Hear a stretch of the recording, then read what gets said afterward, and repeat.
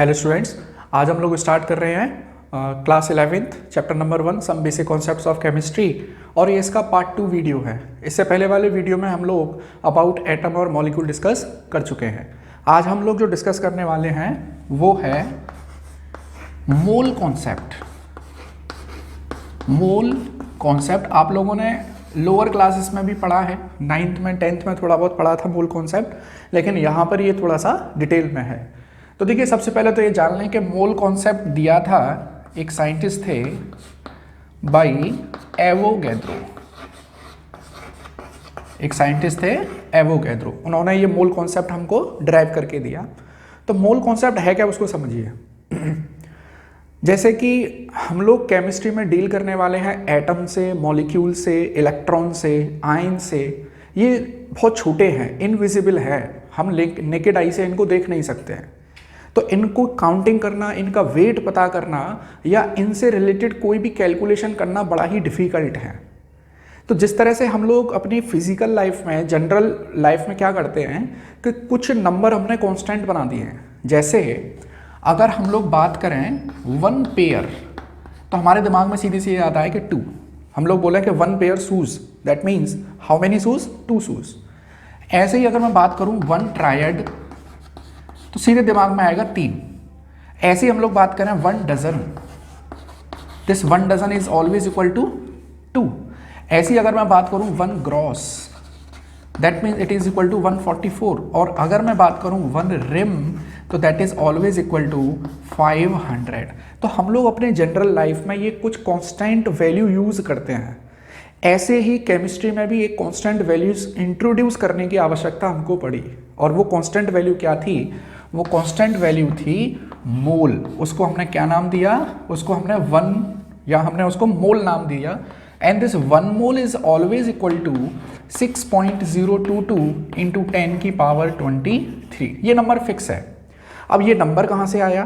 तो आप लोगों को याद होगा लास्ट वीडियो में हमने ये ड्राइव किया था कि किसी भी एटम के 1 मोल एटम अगर प्रेजेंट हैं तो उसका वेट एटॉमिक वेट के बराबर है। तो कार्बन का टोटल वेट कितना है? 12। कार्बन का टोटल वेट कितना है? 12। और 12 ग्राम जो वेट है उसमें अगर एक एटम के वेट का डिवाइड दे दिया जाए तो हमको नंबर ऑफ एटम्स पता चल जाएंगे। तो वहां से हमको ये वाली वैल्यू पता चली थी। तो ये जो 1 मोल है that is always equal to 6.022 into 10 की पावर 23 है। इसका मतलब ये हुआ कि 1 mole atom is equal to 6.022 into 10 की power 23 atom. 1 mole electron is equal to 6.022 into 10 की पावर 23 इलेक्ट्रॉन। मैं अगर बात करूं 1 mole molecule, that means it is equal to 6.022 into 10 की पावर 23 मॉलिक्यूल। तो हमेशा याद रखेंगे जहां भी मोल लिखा हुआ है that means it is equal to 6.022 into 10 की पावर 23। तो मैं इसको जनरली और कैसे लिख सकता हूं? देखिए कि 1 mole of anything, 1 mole of anything is always equal to 6.022 into 10 की पावर 23 ऑफ that thing. तो 1 mole of anything is equal to 6.022 into 10 की पावर 23 ऑफ दैट थिंग। ठीक है। और इस मोल कॉन्सेप्ट को ड्राइव किया एवोगैड्रो ने, इसीलिए हम लोग इस नंबर को 6.022 इंटू 10 की पावर 23 को एवोगैड्रो नंबर भी कहते हैं, एवोगैड्रो नंबर। और इसको हम लोग रिप्रेजेंट करते हैं एन, कैपिटल एन, और इसके सब स्क्रिप्ट में कैपिटल ए। अब एक चीज़ याद रखना, ये कैपिटल है, ये भी कैपिटल है। अगर हम लोग इसको ऐसे लिख देंगे कैपिटल एन और स्मॉल ए, तो ये सोडियम बन जाएगा। हमको ऐसे रिप्रेजेंट नहीं करना है।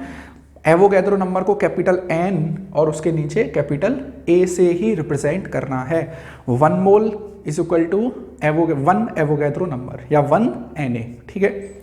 अब एक चीज़ देखिए यहाँ पर कि हमने यहाँ पे ये नंबर तो लिख दिया 6.022 इंटू 10 की पावर 23, 10 की पावर 23 है ये। तो how much big it is, ये कितना बड़ा है, इसका आइडिया देखो कैसे लगेगा हमको। 6.022 इंटू 10 की पावर 23 है, मैं इसको ऐसे लिख सकता हूँ 6022 इंटू 10 की पावर 20 लिख सकता हूँ। और अगर मैं इन 20 जीरो को यहाँ पर प्लेस करूँ, देखिए 1 2 3 4 5 6 7 8 9 10 11 12 13 14 15 16 17 18 19 20 ये नंबर है। अगर मैं इनकी अब काउंटिंग करूं 1 10 100 है ना, 1000 10,000 लाख मिलियन बिलियन ट्रिलियन, तो हम लोग देखेंगे कि ये बहुत बड़ा नंबर है, ये बहुत बड़ी एक संख्या है। तो हम लोग केमिस्ट्री में बहुत छोटी चीज़ों को डील करने वाले हैं, तो इन बहुत छोटी चीज़ों का बहुत ज़्यादा नंबर होगा, तब ये थोड़ा सा सिग्निफिकेंटली हम लोग इनको कैलकुलेट कर पाएंगे और इनको डील कर पाएंगे। अब ऐसे समझिए, हाइड्रोजन का एक एटम जो है बहुत छोटा है, बहुत छोटा एटम है, तो एक एटम को तो मैं कुछ कर नहीं सकता उसके साथ कैलकुलेशन। तो हम लोग क्या करते हैं कि हाइड्रोजन के 1 मोल एटम ले लेते हैं, और 1 मोल एटम लेने के बाद भी, हाइड्रोजन के 1 मोल एटम लेने के बाद भी उसका वेट कितना हो रहा है, केवल 1 ग्राम। तो आप आइडिया लगाइए कि हाइड्रोजन का एक एटम कितना छोटा होगा। तो हम लोग यहाँ पर बहुत छोटे एटम्स, मॉलिक्यूल, आयन, इलेक्ट्रॉन्स से डील कर रहे हैं, तो उनकी बहुत बड़ी संख्या हमको चाहिए ताकि हम लोग उनको डील कर सकें। अब मैं आपको एक छोटा सा न्यूमेरिकल कराऊंगा जिससे आपको आइडिया लगेगा कि ये जो 1 मोल है वो कितना ही बड़ी संख्या है। तो देखिए क्वेश्चन इस तरह से है कुछ कि suppose you have 1 mole rupees, suppose you have 1 mole rupees. अब आइडिया लगा लीजिए, हम तो कौन बनेगा करोड़पति खेलते हैं और यहाँ पर तो हम लोग मोल की बात कर रहे हैं, 10 की power 23। Suppose you have 1 mole rupees and you have to spend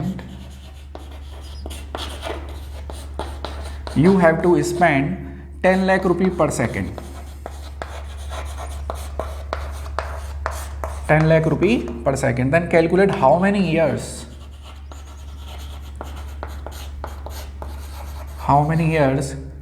it would take to spend, how many years you would take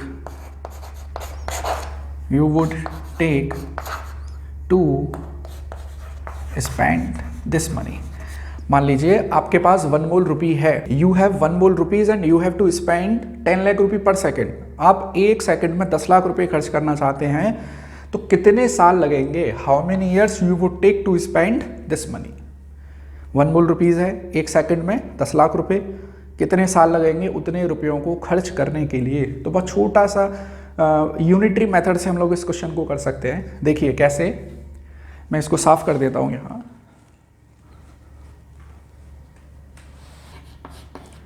one mole rupees is equal to 6.022 into 10 की पावर 23 रुपीज। ठीक है, क्योंकि हमने अभी पढ़ा है कि 1 mole of anything is always equal to 6.022 into 10 की पावर 23। ठीक है, और आपको एक सेकंड में 10 लाख रुपए खर्च करने हैं। ठीक है, इसको देख लेते हैं हम लोग कि 10 लाख का मतलब हो गया 10 to the power 6, 10 to the power 6 rupee, 10 to the power 6 rupees spend in 1 second. ठीक है, तो 1 रुपी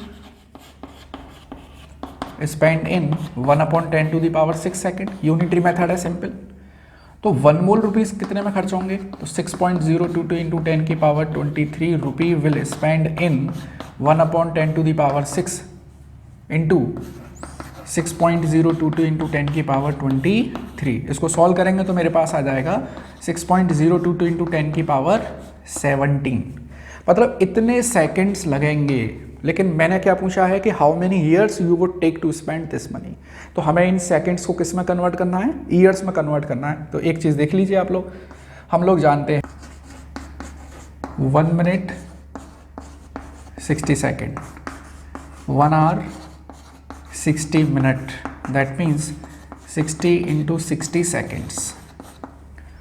1 day 24 hours, that means 24 into 60 into 60 seconds, और 1 year is equal to 365 days तो हम लोग एक साल में कितने सेकंड से पता लगा लेंगे, दैट इज 365 इंटू 24 इंटू 3600।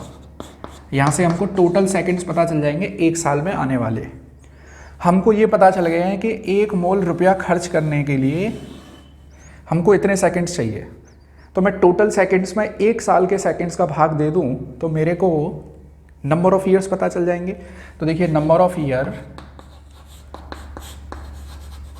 बराबर 6.022 इंटू 10 की power 17 divided by 365 into 24 into 3600।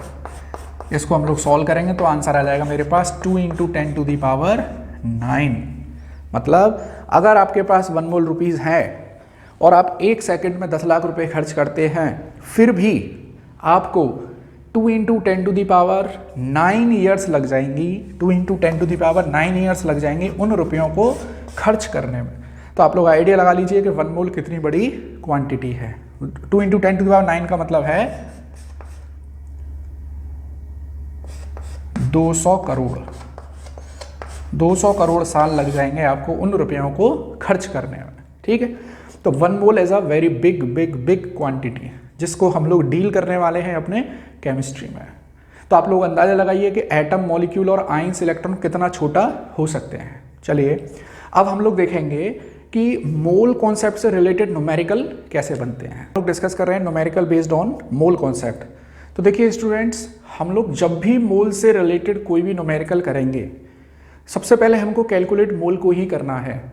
अब मोल कैलकुलेट कैसे कर सकते हैं, क्या कंडीशंस हैं, वो मैं आपको अभी थोड़ी देर में बताता हूँ। देखिए हम लोग ये तो जान ही चुके हैं कि 1 मोल ऑफ एटम, मान लीजिए आपके पास हाइड्रोजन एटम है, तो 1 मोल ऑफ हाइड्रोजन एटम का वेट कितना होगा, हाइड्रोजन के एटॉमिक वेट के बराबर। तो मैं यहाँ लिख देता हूँ 1 मोल ऑफ एटम का जो वेट होने वाला है, 1 मोल ऑफ एटम का वेट कितना होगा, उसके एटॉमिक वेट के बराबर, जो किस में होगा, जो ग्राम में होगा। ऐसे बोल सकता हूँ मैं। या किसी एटम का एटॉमिक वेट आपको दिया गया है तो उसमें कितने पार्टिकल्स होंगे या उसमें कितने एटम्स होंगे, 1 मोल एटम्स होंगे। ठीक है, मैं ऐसे समझ लीजिए, मैं हाइड्रोजन का एग्जाम्पल लेता हूँ। For example hydrogen atom, hydrogen molecule, या सोडियम ले लीजिए, sodium atom, for example sodium atom. ठीक है, सोडियम एटम का एटॉमिक वेट कितना है, 23 ग्राम। तो 23 ग्राम ऑफ सोडियम में कितने सोडियम एटम होंगे, 6.022 इंटू 10 की पावर 23 एटम्स होंगे। या मैं क्या बोल सकता हूँ कि 1 मोल एटम होंगे, 1 मोल एटम। ठीक है, मान लीजिए मेरे को वेट दिया गया है 46 ग्राम, 46 ग्राम ऑफ सोडियम, तो उसमें कितने एटम होंगे मुझको कैसे पता चलेगा। अगर देखो 23 ग्राम उसका एटॉमिक वेट है, 23 ग्राम ऑफ सोडियम में कितने एटम है सोडियम के, 6.022 इंटू 10 की पावर 23 एटम्स या 1 मोल एटम। या मैं ऐसे भी लिख सकता हूँ Na एटम्स, Na एटम्स।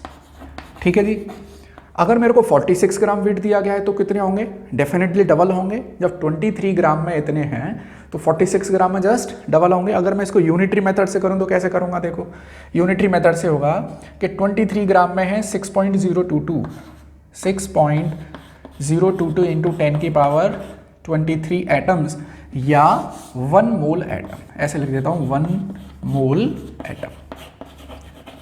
तो 1 ग्राम में कितने होंगे, 1 ग्राम में हो जाएंगे 1/23। तो 46 ग्राम में कितने होंगे, मल्टीप्लाइड बाई 46।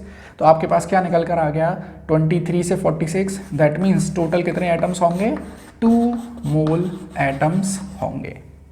तो अगर आपको मोल कैलकुलेट करना है, तो देखिए 46 ग्राम क्या था उसका गिवन वेट, 23 ग्राम क्या है उसका एटॉमिक वेट। तो एक कॉमन फॉर्मूला बन गया, given weight in gram divided by atomic weight in gram. ऐसे ही हम लोग जानते हैं कि 1 mole is always equal to 6.022 into 10 की पावर 23। अगर आपको किसी के एटम जो है वो x दिए गए हैं तो बताइए उसमें कितने मोल्स होंगे। तो हम लोग वही यूनिटरी मेथड से कैलकुलेट कर लेंगे। तो अब मैं आपको एक छोटा सा कॉन्सेप्ट बताता हूँ जिससे आप लोग नंबर ऑफ मोल्स निकाल सकते हैं। देखिए, नंबर ऑफ मोल निकालने की 3 कंडीशंस होती हैं। पहला, when weight is given, when weight is given. दूसरी, when particles are given, particles are given, and third, when volume is given, volume is given। इसको देखिए, तो when weight is given मतलब नंबर ऑफ मोल को हम लोग डिनोट करते हैं n से। तो इसके लिए जो अगर हमको कोई वेट दिया गया है, गिवन वेट दिया गया है, तो अगर हमको नंबर ऑफ मोल्स पता करने हैं तो हम लोग फॉर्मूला लगाएंगे n is equal to given weight in gram divided by atomic weight in gram. Gram से ग्राम कैंसिल, मोल की कोई यूनिट नहीं होगी, मोल इटसेल्फ है यूनिट। जब आप लोग पढ़ेंगे फिजिक्स में कि देयर आर 7 स्टैंडर्ड यूनिट्स, तो वहाँ पर मोल भी एक यूनिट है, अमाउंट ऑफ सब्सटेंस की यूनिट है। तो देखिए, अगर मान लीजिए आपको जो एटम दिया गया है तो एटॉमिक वेट लिखोगे यहाँ, अगर मोल दिया गया, अगर मॉलिक्यूल दिया गया है तो मॉलिक्यूलर वेट लिखोगे। तो हम लोग इसको ऐसे भी लिख सकते हैं कि given weight in gram divided by molecular weight in gram. ठीक है। अगर आपको नंबर ऑफ पार्टिकल्स दिए गए हैं किसी सब्सटेंस के या किसी एटम के, नंबर ऑफ एटम्स दिए गए हैं, तो कैसे निकालेंगे? देखो, n बराबर given particles divided by 6.022 into 10 की पावर 23। हम लोग जानते हैं भाई 6.022 10 की पावर 23 एटम्स अगर प्रेजेंट हैं तो कितने मोल हो गए? 1 मोल। ठीक है। तो इससे ही यूनिटरी मेथड से हमने ये कैलकुलेट किया है। ऐसे ही अगर आपको किसी गैस का, देखो ये वाली जो कंडीशन है वो हमेशा गैस के लिए है, अगर आपको किसी गैस का वॉल्यूम गिवन है तो देखिए n is equal to given volume किस में होना चाहिए? लीटर में, डिवाइडेड बाई 22.4 लीटर। अब यहां पर एक पॉइंट समझ लीजिए, 1 mole of any gas at STP standard temperature pressure is always equal to 22.4 litre, चाहे वो गैस कोई भी हो। 1 mole hydrogen gas at STP is always equal to 22.4 litre, और 1 mole helium gas at STP is equal to 22.4 litre. 1 mole carbon dioxide at STP is always equal to 22.4 litre. That means 1 mole of any gas at STP is always equal to 22.4 litre. तो हम लोग वहाँ unitary method से फिर हम लोग उसके number of moles निकाल सकते हैं। देखिए, जो गिवन वॉल्यूम है वो लीटर में ही होना चाहिए। अगर मिलीलीटर में है तो हमें उसको लीटर में कन्वर्ट करना पड़ेगा। मान लीजिए कि गिवन वॉल्यूम, मेरे पास गिवन वॉल्यूम जो है, गिवन वॉल्यूम वो मिलीलीटर में है, तो मैं नीचे भी मिलीलीटर लूँगा फिर, तो 22.4 इंटू 1000 इसको मिलीलीटर में बदल दूंगा, तो मिलीलीटर से मिलीलीटर कैंसिल हो जाएगा। फॉर्मूला बन जाएगा given volume millilitre divided by 22,400 millilitre, और ये मिलीलीटर। ठीक है। तो हमारे पास मोल कैलकुलेट करने की 3 वैरायटी हमको मिल सकती हैं, 3 कंडीशन मिल सकती हैं। When weight is given, when particles are given, and when volume of gas is given. यहाँ पर वॉल्यूम जो है वो गैस का वॉल्यूम होगा, किसी लिक्विड का वॉल्यूम नहीं होगा। लिक्विड का वॉल्यूम अगर आपको दिया जाएगा तो फिर वहाँ डेंसिटी दी जाएगी, और फॉर्मूला वहाँ पे हम लोग फिर यही वाला लगाएंगे, गिवन वेट वाला। देखिए the number of mole when, तो हम लोग देखते हैं, देखिए फर्स्ट कंडीशन है when 24 gram of carbon is given, 6.022 into 10 की power 24 sodium atoms are given, 11.2 litre of CO2 gas is given. तो देखिए ये 3 कंडीशन से रिलेटेड मैंने 3 क्वेश्चन आपको यहाँ करा रहा हूँ ताकि आपको एक फॉर्मूला फेमिलियर हो जाए आप लोग। देखिए 24 gram of carbon is given, आपको क्या दिया गया है? वेट दिया गया है, तो आप लोग कौन सा फॉर्मूला लगाएंगे? A formula, given weight over atomic weight. आपको कार्बन हम लोग जानते हैं एटॉमिक फॉर्म में पाया जा रहा है, तो एटॉमिक वेट आएगा नीचे। वेट, गिवन वेट कितना है? 24 ग्राम। कार्बन का एटॉमिक वेट कितना है 12 ग्राम, तो ये कितना आ जाएगा, नंबर ऑफ मोल 2 आ जाएंगे। ऐसे ही यहाँ देखें भाई, नंबर ऑफ एटम्स दिए गए हैं आपको, नंबर ऑफ एटम्स, तो फॉर्मूला बी वाला लगेगा। तो गिवन पार्टिकल की संख्या कितनी है 6.022 इंटू 10 की पावर 23। नीचे क्या लगेगा 6.022 इंटू 10 की power 23, that means how many moles, number of moles कितने हो गए 1 हो गए। ऐसे यहाँ given volume in litre 11.2 litre divided by 22.4 litre कितना आ गया, दैट इज 0.5 मोल। तो देखिए मोल कैलकुलेट करने की हमेशा आपको इन 3 कंडीशन में से ही कोई एक कंडीशन मिलेगी। वेट दिया गया है तो ए फॉर्मूला, पार्टिकल्स दिए गए हैं तो बी फॉर्मूला, और वॉल्यूम दिया गया है, वॉल्यूम ऑफ गैस दिया गया है तो सी फॉर्मूला। इन्हीं 3 फॉर्मूले की हेल्प से आप लोग नंबर ऑफ मोल्स कैलकुलेट कर सकते हैं। क्वेश्चंस करेंगे तो हमको कुछ मिसलेनियस टाइप के क्वेश्चंस भी मिलेंगे, मतलब केवल मोल निकालने तक ही सीमित नहीं रहना है, हमको मोल से आगे भी बढ़ना है। तो मैं आपको एक पॉइंट यहाँ क्लियर करता हूँ कि मोल से रिलेटेड जो कॉन्सेप्ट है, कोई भी क्वेश्चन हो तो सबसे पहले आपको कैलकुलेट तो मोल ही करना है। मोल के बाद फिर आप लोग कोई भी चीज़ यहाँ से कैलकुलेट कर सकते हैं। अब थोड़ा सा हम लोग क्वेश्चंस पर आएंगे, तो उससे पहले मैं आपको एक पॉइंट बता दूँ कि मोल के बाद मॉलिक्यूल, मॉलिक्यूल के बाद एटम, और एटम के बाद इलेक्ट्रॉन्स। हम लोग सबसे पहले मोल कैलकुलेट करते हैं, फिर मॉलिक्यूल्स पर आते हैं, फिर एटम्स पर आते हैं, और फिर इलेक्ट्रॉन्स पर आते हैं। हम 1-2 क्वेश्चंस करेंगे तो आइडिया हमको लग जाएगा। देखिए एक क्वेश्चन मैं यहाँ पे लिखता हूँ, calculate the number of atoms present in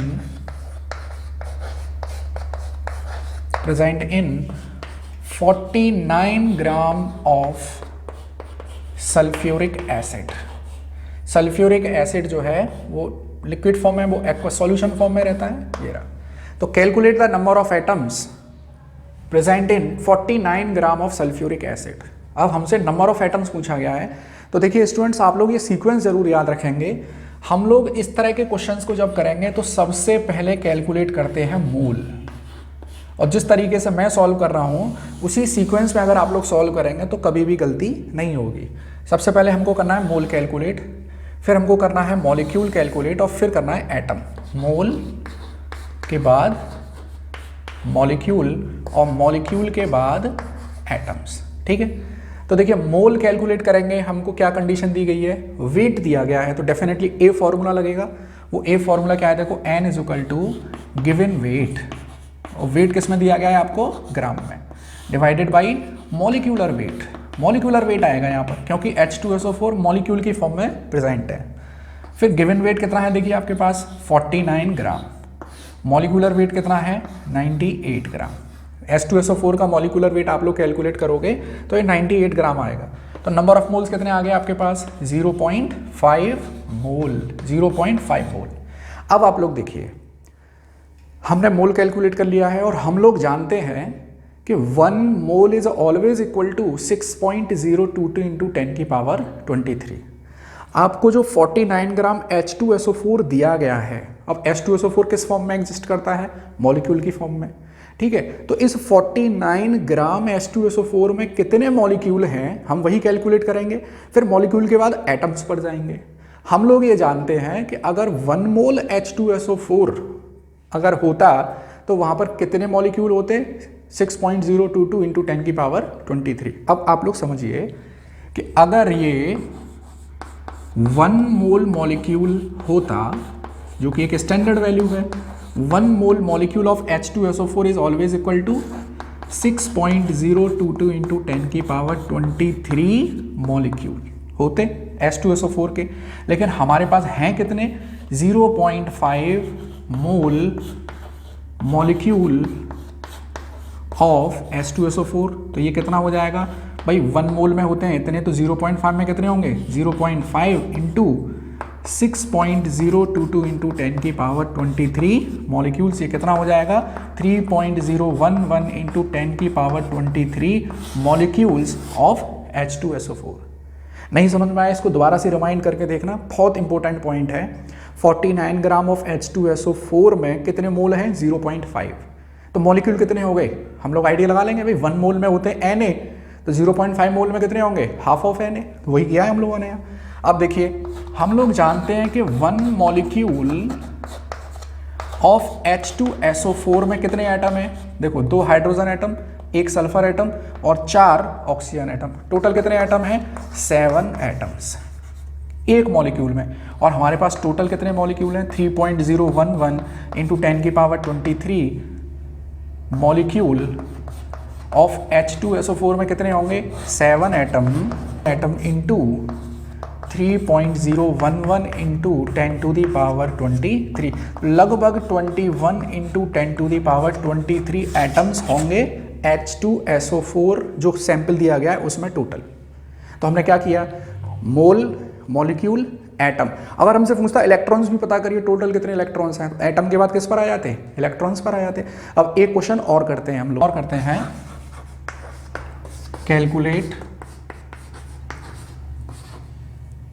calculate the number of atoms present in 360 gram of glucose, इसका फॉर्मूला है C6H12O6 separately. Calculate the number of atoms present in 360 gram of glucose separately, मतलब हर atoms का number अलग अलग हमको find out करना है। तो चलिए हम लोग इस तरह के क्वेश्चंस को सॉल्व करने के लिए सबसे पहले क्या कैलकुलेट करते हैं, मोल। हम लोग सबसे पहले निकालते हैं मोल, फिर उसके बाद हम लोग निकालते हैं मॉलिक्यूल्स और फिर हम लोग निकालते हैं एटम। बड़े से छोटे की ओर चलते हैं, मोल सबसे बड़ा है, फिर मॉलिक्यूल, फिर एटम, फिर इलेक्ट्रॉन। आप लोग इसी सीक्वेंस को फॉलो करेंगे तो कभी भी गलती नहीं होगी, और इसे टेबुलर फॉर्म में करेंगे तो बिल्कुल गलती नहीं होगी, क्योंकि आपको सीक्वेंस पता है, मोल, मॉलिक्यूल, एटम, इलेक्ट्रॉन। ठीक है, तो हम लोग सबसे पहले मोल्स निकालते हैं। कौन सा फॉर्मूला लगेगा, weight is given, that means a formula. तो देखिए गिवन वेट इन ग्राम, और ग्लूकोज किस फॉर्म में है, मॉलिक्यूलर फॉर्म में है, तो मॉलिक्यूलर वेट। तो देखिए गिवन वेट कितना है, 360 ग्राम। अब ग्लूकोज का मॉलिक्यूलर वेट कैसे पता चलेगा, देखो एक कार्बन का 12 ग्राम, तो 6 का कितना हो गया, 72। एक हाइड्रोजन का 1 ग्राम, तो 12 हाइड्रोजन का 12 ग्राम हो गया। एक ऑक्सीजन का 16 ग्राम, तो 6 ऑक्सीजन का 96 हो गया। टोटल कर दीजिए कितना आ जाएगा, 180 ग्राम। तो नंबर ऑफ मोल्स कितने आ गए, 2। नंबर ऑफ मोल्स आ गए 2। अब देखिए जो सैंपल आपको दिया गया है 360 ग्राम ऑफ ग्लूकोज, ठीक है, उसमें नंबर ऑफ मोल्स कितने हैं, 2। हम लोग जानते हैं कि अगर 1 मोल सैंपल वहाँ होता तो मॉलिक्यूल कितने होते, Na मॉलिक्यूल, तो 2 मोल है तो कितने हो जाएंगे, 2 Na। तो मैं वही यूनिटरी मेथड यहाँ लिखता हूँ कि 1 mole molecule of glucose is always equal to Na। मैं उस 6.022 इंटू 10 की पावर 23 को यहाँ पे Na से रिप्रेजेंट कर देता हूँ। ठीक है, तो 1 mole molecule is equal to Na molecule of glucose. आपके पास कितने दिए गए हैं, आपके पास है 2 मोल मॉलिक्यूल। इसका मतलब कितने हो गए, 2 Na molecule of glucose. Total कितने ग्लूकोज मॉलिक्यूल हैं आपके पास, 2 Na, मतलब 2 इंटू 6.022 इंटू 10 की पावर 23। अब एक चीज समझिए, अगर आपके पास 1 मॉलिक्यूल ऑफ ग्लूकोज है C6H12O6, तो उसमें कार्बन एटम कितने हैं, 6 कार्बन एटम। आपके पास 12 हाइड्रोजन एटम और आपके पास 6 ऑक्सीजन एटम। यही है एक मॉलिक्यूल में। अब आपके पास टोटल कितने मॉलिक्यूल हैं, आपके पास टोटल मॉलिक्यूल हैं 2 Na मॉलिक्यूल ऑफ ग्लूकोज आपको दिए गए हैं, 2 Na मॉलिक्यूल। अच्छा, एक मॉलिक्यूल में कितने हैं, 6, तो 2 Na मॉलिक्यूल में कितने होंगे, जस्ट 2 Na का क्या कर दो, मल्टीप्लाई 2 Na का मल्टीप्लाई 2Na का मल्टीप्लाई, तो ये 2Na इंटू 6 कितना हो गया 12Na कार्बन एटम। ऐसे यहाँ पर 24Na हाइड्रोजन एटम, ऐसे यहाँ 12Na ऑक्सीजन एटम। तो ये आ गए आपके पास independently number of carbon atom, number of hydrogen atom, number of oxygen atom. अगर आपसे पूछ ले टोटल नंबर ऑफ एटम्स तो देखो काउंट कर लो, 12, 24 और ये 12 कितना हो गया 48 Na टोटल एटम्स। तो सेपरेट भी पता कर सकते हैं हम लोग और एक साथ में भी कितने टोटल नंबर ऑफ एटम है वो भी पता कर सकते हैं। तो बस सीक्वेंस याद रखना है, मोल, मॉलिक्यूल और एटम्स। ठीक है, एक क्वेश्चन और करते हैं जिससे कि ये और कॉन्सेप्ट अच्छे से समझ में आ जाए। देखिए क्वेश्चन है, from 200 milligram of CO2 10 to the power 21 molecules of CO2 are removed. Calculate how many moles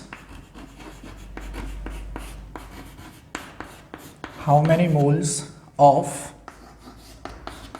CO2 are left। ये क्वेश्चन है हमारे पास, बहुत सिंपल है, सीक्वेंस में चलना है हमको। देखिए आपको क्या गिवन है, सबसे पहले ये देखिए हमको दिया गया है 200 मिलीग्राम ऑफ CO2। ये आपको सैंपल में 200 मिलीग्राम ऑफ CO2 दिया गया है। इसमें से 10 to the power 21 molecule of CO2 are removed, ये निकाल दिए गए। तो इसमें टोटल कितने मोल बचे हुए हैं हमसे ये पूछा गया है। तो देखिए सबसे पहले क्या करो कि 200 मिलीग्राम ऑफ CO2 के नंबर ऑफ मोल्स निकाल दो। तो यहाँ पे 200 मिलीग्राम के नंबर ऑफ मोल्स निकालूंगा तो n बराबर गिवन वेट 200 मिलीग्राम में है, इसको किस में कन्वर्ट करना है ग्राम में, और CO2 का मॉलिक्यूलर वेट कितना है 44 ग्राम। तो यहाँ से आपको नंबर ऑफ मोल्स मिल जाएंगे। तो 200 divided by 44 into 10 to the power -3, ये मेरे पास नंबर ऑफ मोल्स हैं जो स्टार्टिंग में मुझको दिए गए हैं। अब इसमें से हटा कितने दिए गए हैं मोल, कितने मॉलिक्यूल्स हटा दिए गए 10 to the power 21। तो यहाँ पे मैं नंबर ऑफ मोल्स निकाल दूँ तो देखिए नंबर ऑफ पार्टिकल्स गिवन कितना है 10 to the power 21 divided by 6.022 into 10 की पावर 23। तो ये मेरे पास हैं मोल्स गिवन, टोटल मोल्स, ये है मोल्स रिमूव्ड। तो मैं टोटल मोल में से ये वाले मोल्स निकाल दूंगा तो मेरे पास जो मोल्स बचे हुए हैं वो मेरे पास आ जाएंगे। तो देखिए total moles given minus moles removed, total moles कितने हैं, मैं इसको लिख सकता हूँ 0.2 divided by 44 minus 10 to the power 21 over 6.022 into 10 की पावर 23। जब हम लोग इसको पूरे को सॉल्व कर लेंगे 2.88 into 10 to the power -3 moles of CO2। तो जो भी कोई क्वेश्चन आपको दिया जाए तो पहले तो क्वेश्चन को बड़ा ही सिस्टमेटिक तरीके से अप्रोच करिए, मोल्स निकालिए, मोल के बाद फिर वो क्या पूछ रहा है हमसे मॉलिक्यूल्स के बारे में, एटम्स के बारे में, इस तरह से हम लोग पता कर सकते हैं। एक और क्वेश्चन मैं आपको कराता हूँ, calculate the number of electrons present in 34 gram of ammonia gas. अब गैस का हमको क्या दिया गया, वेट दिया गया है, तो वेट वाला फॉर्मूला लगाएंगे। अगर गैस का वॉल्यूम दिया गया होगा तभी वो वॉल्यूम वाला C वाला फॉर्मूला लगाते हैं। तो देखिए सबसे पहले मैं निकालूंगा मोल, फिर निकालूंगा मॉलिक्यूल, फिर निकालूंगा एटम और फिर निकालूंगा इलेक्ट्रॉन्स। तो मोल कैसे पता कर लेंगे, गिवन वेट, गिवन वेट कितना है 34 ग्राम। अब अमोनिया का मॉलिक्यूलर वेट कितना है 17 ग्राम। तो नंबर ऑफ मोल्स कितने आ गए 2। फिर देखिए यहाँ, अब हम पहुँचते हैं मॉलिक्यूल्स पर। हम लोग जानते हैं कि 1 mole molecule is equal to Na molecule, Na molecule. तो 2 मोल मॉलिक्यूल बराबर कितना हो जाएगा, 2 mole molecule is equal to 2 Na molecule. अब देखिए यहाँ से हम लोग शॉर्टकट ट्रिक भी यूज़ कर सकते हैं। हम लोग जानते हैं कि 1 मोल NH3, या ऐसे समझिए